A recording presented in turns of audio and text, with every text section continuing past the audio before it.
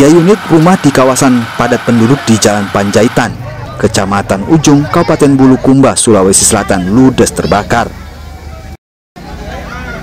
Tak hanya membakar rumah, kebakaran juga membuat 3 unit motor dan seorang warga tewas. Korban diketahui bernama Zulfikar yang tidak bisa menyelamatkan diri lantaran alami lumpuh layu. Pihak damkar Bulukumba menerjunkan 6 unit mobil damkar. Api baru bisa dipadamkan sekitar 3 jam kemudian.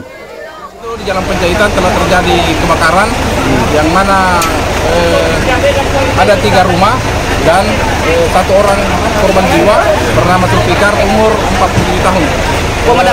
Pada saat kita di jalanan, alhamdulillah karena kondisi kendaraan dalam keadaan sepi, alhamdulillah juga masyarakat sangat antusias membantu untuk memadamkan kebakaran ini.